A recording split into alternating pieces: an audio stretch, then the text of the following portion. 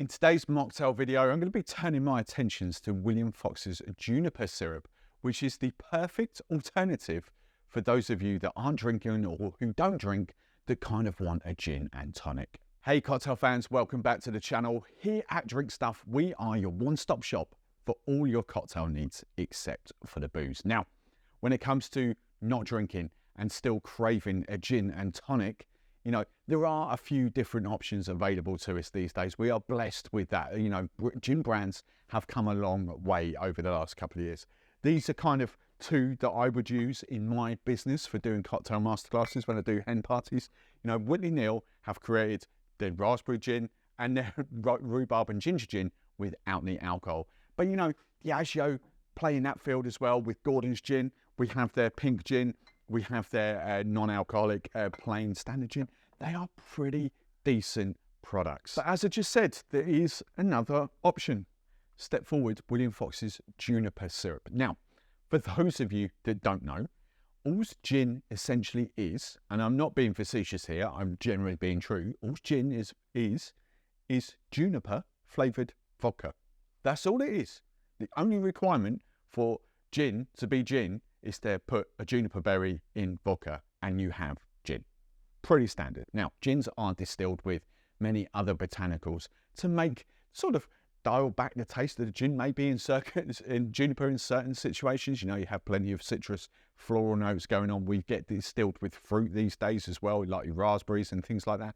But if you go back in time, gin, and I'm talking even up to sort of the early 2000s, before gin the gin craze sort of kicked in and all these different flavors, all you really had was juniper flavored vodka. That was your gin. So for those of you that don't want to miss out on a gin and tonic but want to do it sort of on a budget, because at the end of the day, syrups are cheaper than the non-alcoholic spirit brands. They are almost the same price as the real thing.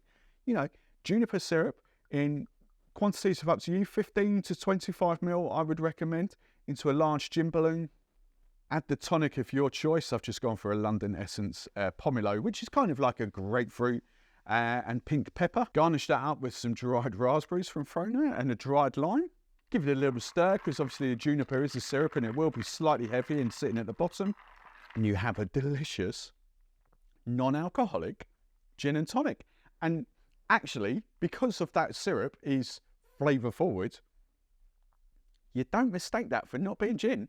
Because the juniper levels that come through there, you know, if you weren't paying close attention, you would think you're having a gin and tonic. That's delicious.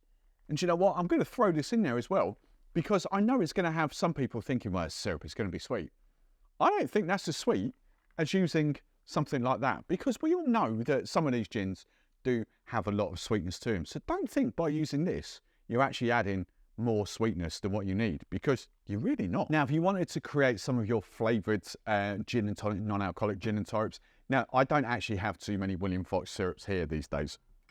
I've just really got Monin and ODK. But, you know, if you want to stick on brand with the William Fox, George does all of these kind of flavors in there. But just to give you some ideas, you know, 10 to 15 ml, that's all you would need of these going in there. If you wanted an elderflower gin and tonic, you've got some elderflower syrup there. If you wanted some lavender, I picked these flavors because I think these really work well with gins. You know, lavender, a lavender gin and tonic. Lavender is used a little bit when it comes to distilling gin. It's one of the botanicals that certain brands rock out. So again, you've got that whole lavender thing. Jasmine is another one. Very, very different. It's not a syrup that I actually use a lot of, but just some different. Obviously, you know, your head's automatically go to strawberry, raspberry, peach, mango, passion fruit, all those kind of different flavors. I'm just showing you something different. Okay, so a jasmine gin and tonic, that'll be lovely. And then the last one I'm going to give you, one of my favorites, hibiscus. Hibiscus gin and tonic. You can play about. You've got your flavored tonic waters as well that I've used in here. But for me, do you know what? This juniper syrup from William Fox just absolutely smashes the non-alcoholic gin and tonic.